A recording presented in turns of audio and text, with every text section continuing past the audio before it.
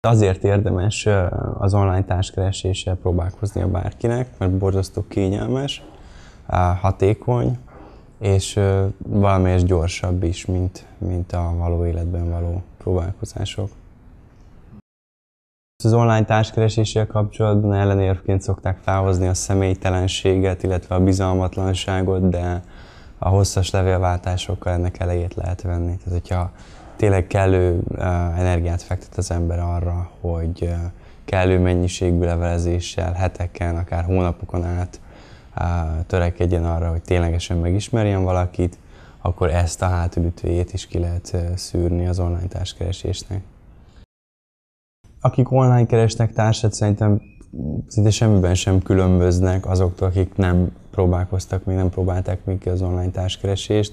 Ugyanazok a célok, ugyanazok a szempontok, ugyanazok az igények. Egyszerűen az internet egy borzasztó hatékony eszközt nyújt arra, amit egyébként már évszázadok óta csinálnak az emberek, ismerkednek. Nálunk is a Ronda Randin is gyakoriak a sikertörténetek, és egyébként általában, tehát biztosan tudom, hogy a konkurenseinknél is nagyon gyakoriak a sikertörténetek.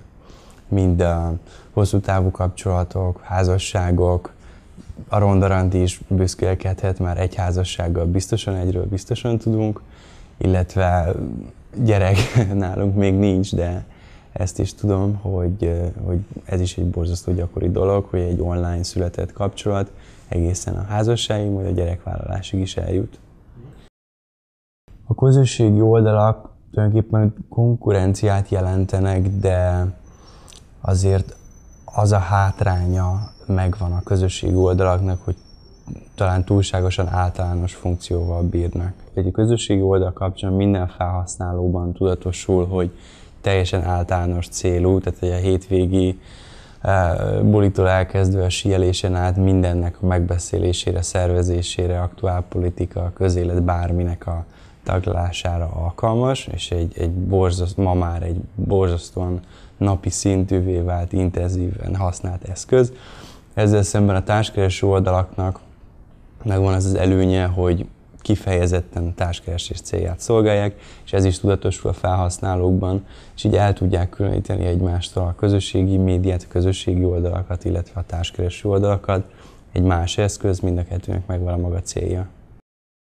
Érdemes integrálni a közösségi média erejét, senki sem kerülheti meg, egy társkereső oldal sem, akár ugye a legnépszerűbb közösségi média lap esetében, akár egy úgynevezett fanpage formájában, legalább ilyen formában mindenképp be kell vonni a közösségi médiát egy társkereső oldalnak is, de ugyanakkor szerintem az önállóságára is kell törekedni egy társkereső oldalnak, hogy igenis erősítse a saját közösségi eszköz jellegét. Nagyon fontos az adatlapunk tökéletes kitöltése. Rengeteg társkereső van, nem csak a Ronda Randin, ez egy általános jelenség az online társkeresésben, hogy egyfajta lustaság jelenik meg a felhasználókban. Úgy gondolják, hogy nem feltétlenül szükséges kép, de feltétlenül szükséges minimum egy valós kép a siker érdekében. Úgy érzik, hogy egy személyes bemutatkozás nem feltétlenül szükséges, de feltétlenül szükséges egy lehető legbővebb személyes bemutatkozás. Úgy érzik, hogy az adott oldalon megadott fix paramétereket, mint a dohányzás, alkoholfogyasztás, társadalmi szokások, stb. Ezeket nem feltétlenül szükséges kitölteni, de szükséges kitölteni. Ezeket a társkereső oldalak és így a Ronda Randi alkotói is nem véletlenül fejlesztették ezeket a különböző megadható paramétereket. Ez sok éves tapasztalat, hogy erre kíváncsiak az emberek, kíváncsiak arra, hogy egy másik felhasználó miket mond magáról. Hogyha ezeket üresen hagyjuk, akkor drasztikusan csökkentjük az esélyeinket a pártalálásra. Legyünk türelmesek, azért ez a legjobb esetben is egy néhány hónapot igénylő folyamat, és a levélváltásokban pedig főleg a férfiakra panaszkodnak sokat, hogy nagyon lerövidítik az első bemutatkozó levelet. Tehát sokkal több energiát kellene tenni abban, hogy már az első bemutatkozó levél, az erre érkező esetleges válaszra adott válasz, és általában a levelezés legyen kielégítő hosszabb válaszok és ténylegesen átgondolt válaszok. Az online társkeresés üzlet, ez egy hatalmas ipar, Magyarországon is egy hatalmas ipar. A Ronda Randi jelenleg még ingyenesen működik, de nem sokára fizetőssé válik.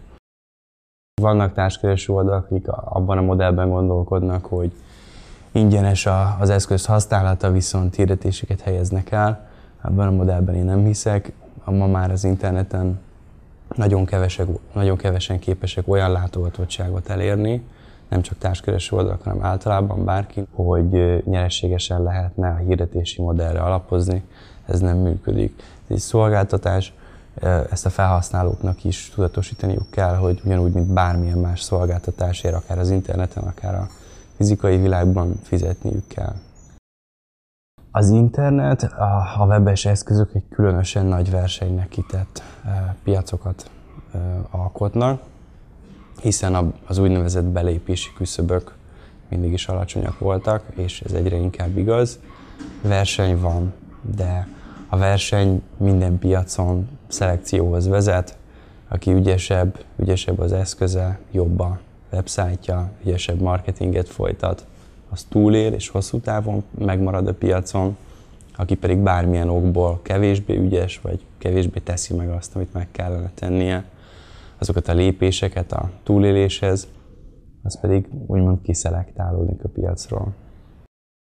Az, hogy egy nisre, egy speciális tematikára célzó társkereső oldal mennyire lesz sikeres, ez megint csak olyasmi, amit csak az idő és csak a piac ítélete mond meg, ez előre meghatározhatatlan. Egyébként érdemes külföldi példákat figyelni. Általában az esetek döntő többségében, ami Nyugat-Európában, Észak-Amerikában vagy akár Ázsiában sikeresnek bizonyult, mint webes üzleti modell, az esetek döntő hányadában Magyarországon is sikeressé válik. Hogyha a felhasználók nem reagálnak, vagy nem jól reagálnak egy megcélzott specifikus profilra, akkor vagy változtatni kell, vagy alapjaiban át kell gondolni. A Ronda Randi esetében például sikerre jártunk ezen a téren is, hiszen ez az üzenet, hogy a belső szépség társkeresője rengeteg embert megfogott, már néhány hónap alatt több ezer regisztráció érkezett.